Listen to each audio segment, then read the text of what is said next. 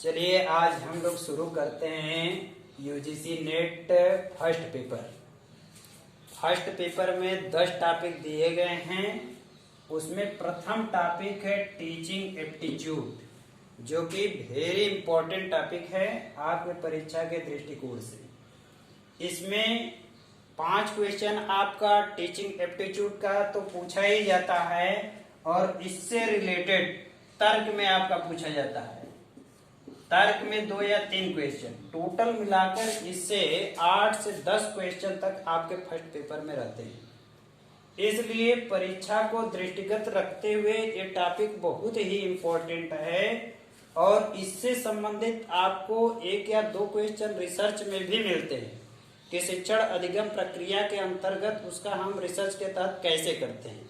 मध्याह्न भोजन योजना के तहत हम रिसर्च कैसे करते हैं, किस मेथड का प्रयोग करते हैं, आदि चीजें इसी टीचिंग एप्टीट्यूड में समाहित है, जो कि इसको कवर करने के पश्चात आप फर्स्ट पेपर का 8 से 10 क्वेश्चन तक करने में सक्षम रहते हैं। तो पहला टॉपिक देखिए, टीचिंग एप्टीट्यूड, शिक्षण अभिरुचि क्या होता है। एजुकेशन में जाने के लिए शिक्षण अभिरुचि बहुत जरूरी है। इस शिक्षक के अंतर्गत वह पढ़ाने का एक ललक रहेगा तो ऑटोमेटिक वह अपने स्टूडेंट को कवर कर ले जाएगा। तो इस तरीके से इसमें बहुत सारे इंटरनल टॉपिक रखे गए हैं जो कि फर्स्ट पेपर में पूछे जाते हैं और जो मेन टॉपिक है जो परीक्षा से संबंधित है। पहला है teaching concept, objective, level of teaching, memory, understanding और रिफ्लेक्टिव लेवल। एक क्वेश्चन आपका अंडरस्टैंडिंग और रिफ्लेक्टिव लेवल से आना ही आना है। टीचिंग कंसेप्ट, शिक्षण का कंसेप्ट क्या होता है, उसके उद्देश्य क्या हैं।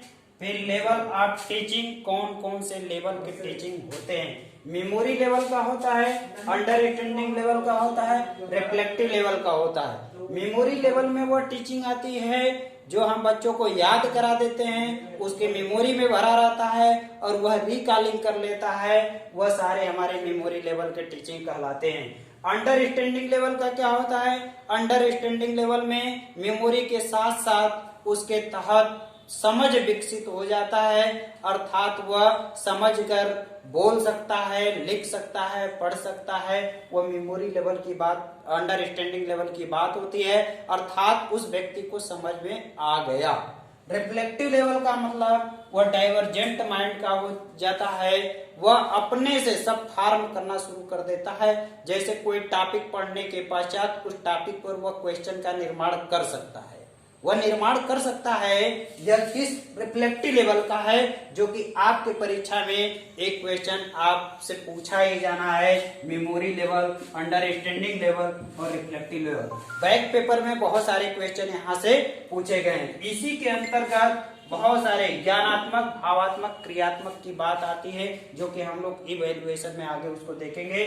Memory level, understanding level, reflective level. पहले इस टॉपिक का जो सिलेबस दिया गया उसको हम समझ लेते हैं, फिर उसके बाद एक एक करके हम लोग पढ़ेंगे और क्वेश्चन सॉल्व करेंगे कि वहां पर क्या समस्याएं आती हैं क्वेश्चन सॉल्व करते वक्त, क्योंकि वह सारे के सारे आपके पेपर में अंडरस्टैंडिंग लेवल के रखे जाते हैं। नेक्स्ट है characteristics and the basic requirement. Characteristics, उसकी विशेषताएं क्या होती है टीचिंग की, और बेसिक रिक्वायरमेंट क्या क्या उसको शिक्षण कार्य करने के लिए बेसिक चीजें क्या क्या जरूरत होती है, ये सारे चीज पढ़ेंगे। लेकिन आपके परीक्षा से संबंधित teaching concept, memory level, understanding level और रिफ्लेक्टिव लेवल, यहाँ से क्वेश्चन आपके पेपर में रहना है। नेक्स्ट है learner characteristics, characteristics of the एडोसेंट।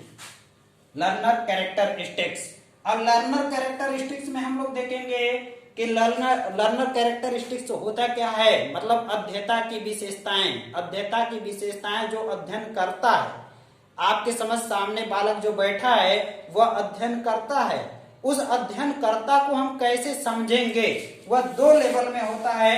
एक मेमोरी लेवल का होता है,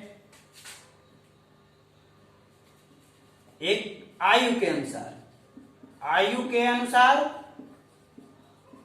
और दूसरा होता है बुद्धि लब्धि के अनुसार।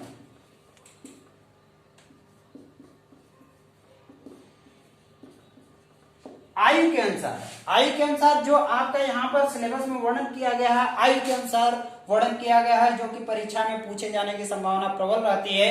इसमें आयु के अनुसार आपका भ्रूणावस्था होता है, फिर शैशवावस्था होता है, बाल्यावस्था होता है, किशोरावस्था होता है, युवावस्था होता है और प्रौढ़ावस्था होता है, फिर वृद्धावस्था होता है, जरावस्था होता है। लेकिन हमारे एजुकेशन के परिस्थिति में ये शैशवावस्था से लेकर आपका युवावस्था तक जाता है, मतलब 30-32 वर्ष तक की आयु के बच्चे हमारे मतलब प्राइमरी से लेकर आपके डिग्री कॉलेज तक मिलते हैं। तो इस शिक्षक से संबंधित इसी बालक की विशेषताओं के बारे में अध्ययन करना है। शैशवावस्था, बाल्यावस्था, किशोरावस्था, युवावस्था।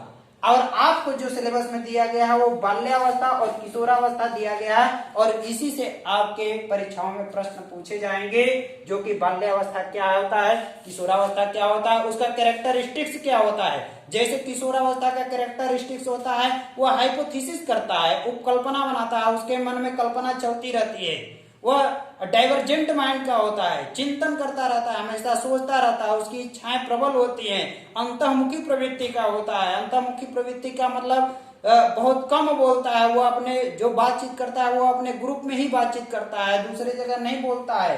अब बाल्यावस्था में क्या होता है, बहिर्मुखी प्रवृत्ति का होता है, मूर्त चीजों के माध्यम से सीखने की क्षमता होती है, जबकि किशोरावस्था में अमूर्त चीजों के माध्यम से सीखने की क्षमता होती है। इसको स्टेप टू स्टेप हम लोग एक एक साथ पढ़ते रहेंगे।